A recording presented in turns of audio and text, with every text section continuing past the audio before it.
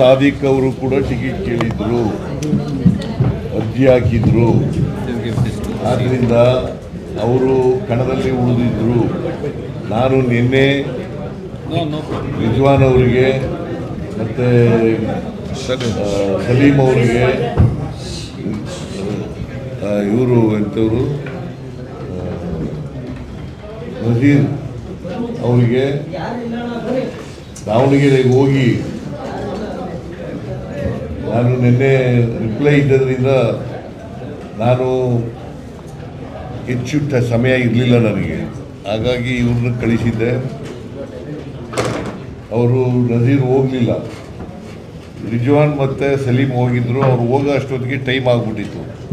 So ಹಂಗಾಗಿ ತೆಗಿಸೋಕ್ಕಾಗಲಿಲ್ಲ, ಅವರು ವಾಪಸ್ ತೆಗಿಸೋಕ್ಕಾಗಲಿಲ್ಲ. ಸೊ ಅವರು ಮನವೊಲಿಸಿ ಅವ್ರನ್ನ ರಿಟೈರ್ ಆಗಬೇಕು ಅಂತ ಹೇಳಿ ಅವರು ಒಪ್ಕೊಂಡು, ಯಾಕೆಂದರೆ ಅವರು ಕಾಂಗ್ರೆಸ್ನಲ್ಲೇ ಸುಮಾರು 40 ವರ್ಷಗಳಿಗೂ ಹೆಚ್ಚು ಕಾಲದಿಂದ ಇದ್ದಾರೆ ಕಾಂಗ್ರೆಸ್ನಲ್ಲಿ. ಕಾಂಗ್ರೆಸ್ಸಿನ ಕಟ್ಟಾಳು ಅವರು, ನಿಷ್ಠಾವಂತ ಕಾರ್ಯಕರ್ತ. ಸೊ ಮುಸಲ್ಮಾನರು ಸುಮಾರು 70 ಮತದಾರರಿದ್ದಾರೆ. ಅವರು ಕೂಡ ಟಿಕೆಟ್ ಬಯಸಿದ್ರು.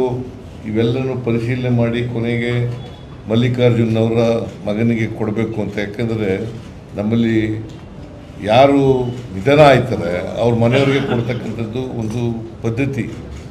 ಈ ಪದ್ಧತಿಯಿಂದ ಮಲ್ಲಿಕಾರ್ಜುನ ಅವರ ಮಗನಿಗೆ ಕೊಟ್ಟಿದ್ದೀವಿ, ಸಮರ್ಥನ್ ಅವರಿಗೆ. ಇವರು ಕೂಡ ಆಕಾಂಕ್ಷಿಯಾಗಿದ್ದರು.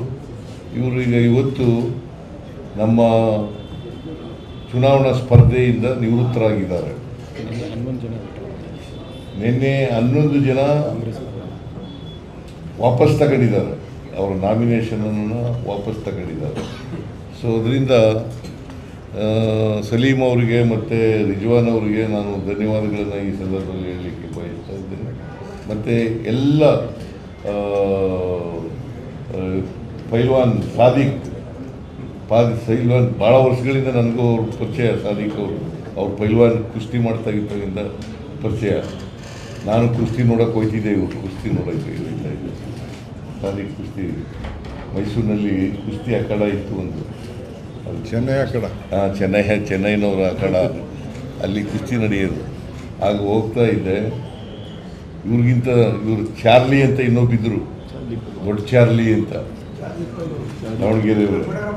ಅವರು ದೊಡ್ಡ ಪೈಲ್ವಾನ್, ಇವರು ದೊಡ್ಡ ಪೈಲ್ವಾನ್. ಕುಸ್ತಿ ನೋಡೋಕೆ ಹೋಗ್ತಿದ್ದೆ.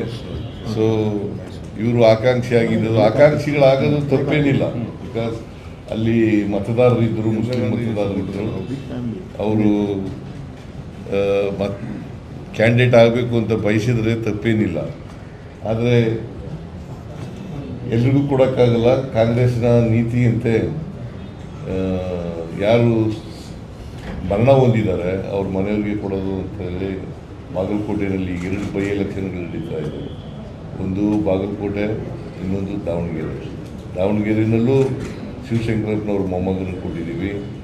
ಆಮೇಲೆ ಮೇಟಿಯವರು ಕಾಲ ಆದರೂ ಅವರ ಮಗನಿಗೆ ಕೊಟ್ಟಿದ್ದೀವಿ, ಕಿರಿ ಮಗನಿಗೆ.